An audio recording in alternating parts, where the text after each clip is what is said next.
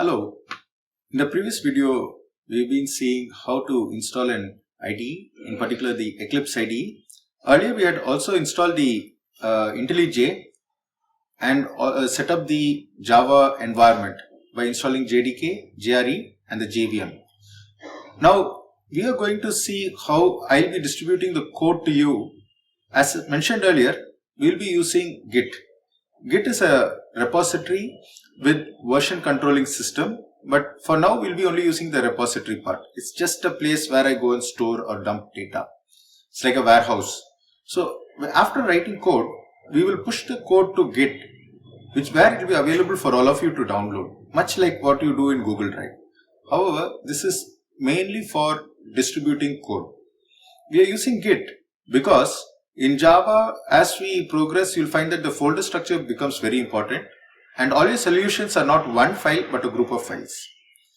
Git is free for personal use, and you will find that if you want to distribute code among friends, if you're working on a joint project, Git is going to be the way forward. Most of the big companies use Git or a similar version controlling system. Now, to access Git, we will use a client called smartGit. smartGit, while it's not exactly part of the FOSS, which I am a little passionate about, still solves our problem. It actually makes it very easy to access the repository. Now I'm going to download the Windows version of Git, and it's essentially nothing but next. So it's already downloaded. Let's extract it and run. So you just double click it and give run. It takes a few minutes to fire up, and essentially it's next, and I will join you at the place where like the real work begins.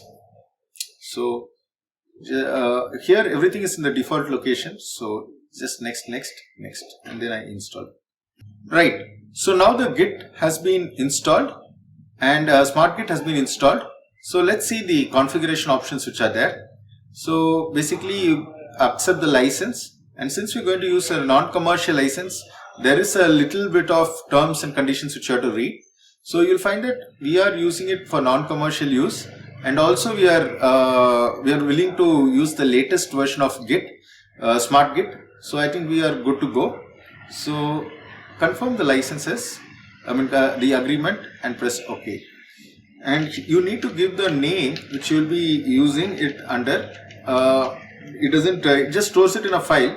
Nothing much happens with it. And give next. SSH is a protocol for communication between two computers. You need a SSH client. I'm using the SSH client which is built into smartGit, and I prefer the working tree. It's up to you to use whichever you like. And I don't want to send usage statistics in particular, and then we give finish. So that's it. Now smartGit is installed in our computer.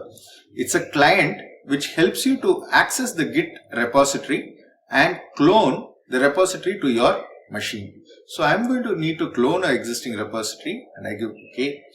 So the previous program where we wrote hello world, John, etc. is currently uploaded to this particular location in GitHub. So if you go to this particular place, you can download whatever is there, whatever code I have uploaded as a zip file, and you'll find that this essentially comes to a extension GIT. I just copy it, and we need to paste this over here because this is a repository, remote repository, from where we are going to pull.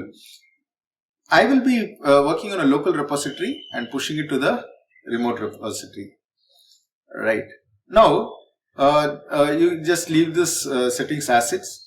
We need a path where we will store a file. I'll prefer to keep it in a location where I don't have spaces. Excuse me.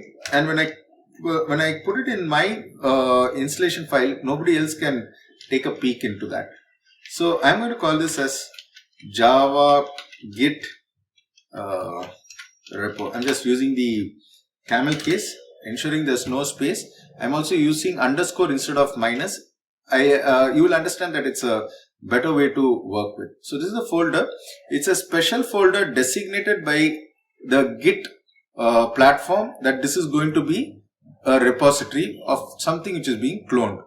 Second very important thing is you also need to understand that this particular folder doesn't have to be processed only with smartGit. If you have Git installed in your machine, from command line itself you can push and pull code. Anyway, that part is being done by smartGit for us. So we are finishing it and it's going to clone the repository. Let's have a look at the repository. You see here, this is week 1. So week 1 is over there, and then first class, and under that I have hello world. Okay. So whatever is the folder which is there, structure, same structure gets replicated over here. Of course, you can't see the files in the in the GitHub directly. At least, what I prefer to do is show it to you on Explorer. So I fire up my Explorer and go to the same place where the repo has been cloned. So we go here and so you see idea projects. This is where we worked initially. Now we'll have, oh, what happened? It should be here somewhere. Yeah, here it is. So Java Git repo. So this is the place where our repo is, and inside this there are folders. So inside we have the first class, and hello world is the first class which we, or the project which we are interested in. So let me just show you how to load this in an IDE. Inside the folder which you have cloned, we now have a project, and we are going to load this project into our IDE. In this case, I will be using IntelliJ.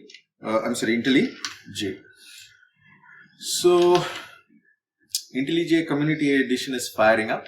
Whatever is the old project, typically it will load. I don't want to load that project. I want to load a new one. So it's loading the old project. So I don't want to open it. I can give trust project and close it inside. But as of now, I'm just opening a new one. What we are going to do, we are not going to create a new project. We are going to open the project which we have cloned from our Git repo. So this is the place where the clone has taken place. Click OK. So I am going to trust the project because I only wrote this, and now you will find that all the files which were earlier created appear here also. So hello world is here. We can open the class file, and you'll find that the code is there. So simply run this.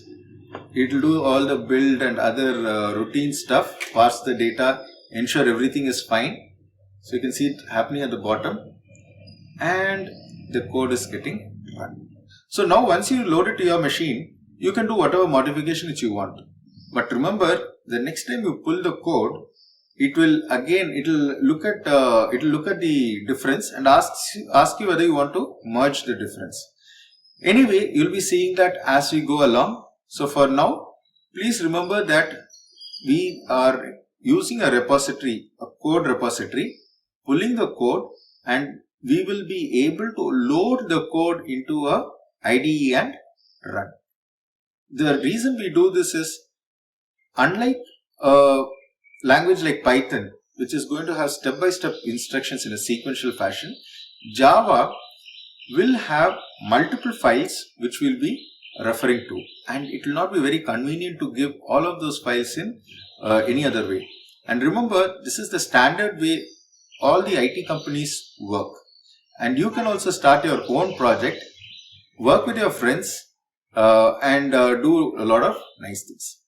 In the next video, we will load a program which I had written, where we are going to print something in a little fancy way, but the objective will be to practice what we have done in the Git. How to open a project, how to load it into your IDE, and how to run it. Thanks for joining. Until the next video, bye-bye.